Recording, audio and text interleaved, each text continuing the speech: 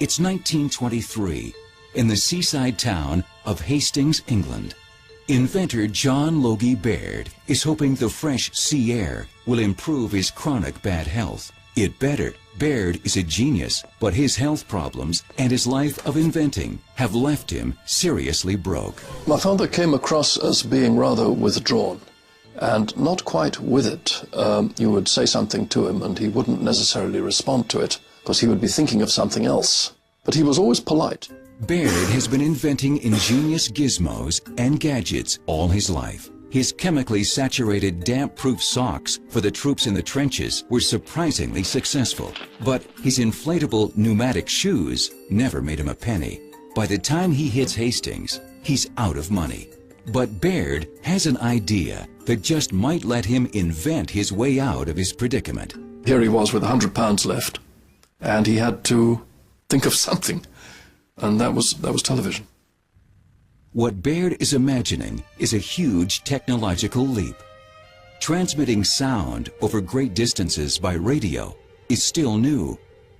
So transmitting moving pictures seems like science fiction. So how do you capture a moving image and transmit it through thin air? He sketches a device he hopes will work. He starts with a disc fitted with a spiral of perfectly spaced holes. Powered by an electric motor, the disc will spin in front of an image. As it spins, each hole in the spiral allows a tiny slice of the image to pass through. A light sensor picks up these little image slices and converts them into a series of electrical pulses. The pulses are transmitted by radio waves to a receiver that reads the signal of the pulses and reconstructs the original image on a second spinning disc. Baird gets to work using a bunch of scavenged parts: knitting needles, a bike light lens, a biscuit tin, and a hat box. He started from scratch, really, with television. He bought a few components, he sort of put them together in his bedroom. The hat box lid turns into his circular scanning disc with a spiral pattern of holes. He'll spin it on a knitting needle shaft. Piece by piece, he assembles it, using coffin wood from a local undertaker as a base. It's finally ready to be tested.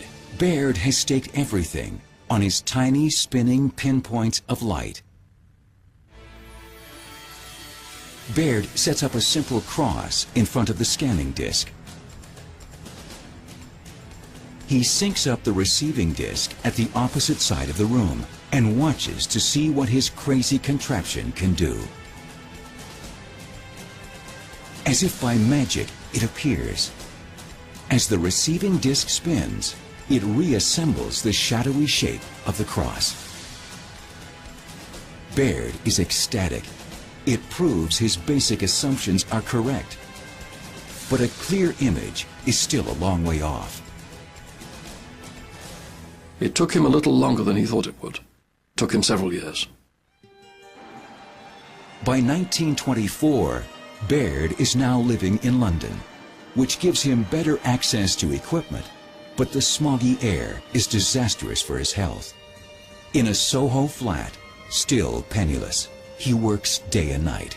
Slowly but surely, the blurry shapes get a little clearer, a bigger scanning disc, a more sensitive selenium light sensor to create better detail in the electrical pulses, and above all, a lot more light. But he still can't find the right combination to produce photographic gradients of gray. It's key. Without those tones, he can't create a recognizable human face. He was beginning to lose heart. This was in late 1925. And his backer, he had a backer at that point, was becoming very impatient and wanted out. It's October 1925. The day starts out like so many before it. For the umpteenth time, Baird places the head of a ventriloquist's dummy in front of the scanning disc. He floods the room with light as the scanning disc begins to spin. But this time, things will be different. Over in a separate screening room, there appears on the synchronized receiving disc, out of nowhere, the world's first ever detailed television image. He's finally got the magic combination. Baird knows at once it's a major breakthrough. He could hardly believe his eyes, and it came as quite a shock when it eventually came. Baird can't wait to do a test with a real human subject, the office boy from downstairs. 20-year-old William Tainton is terrified. He sits confused as Baird rushes back to the screening room. As the discs sync up, Baird instructs him to move his mouth. William, stick out your tongue! William Tainton, the first human face ever to be seen on TV. John Logie Baird and his miraculous new invention have arrived. This first recorded image from Baird's TV only has 30 lines of resolution, compared to over 500 on standard TVs today. But the features are recognizable in shades of gray. Baird takes his television public. The first tiny screens are a sensation.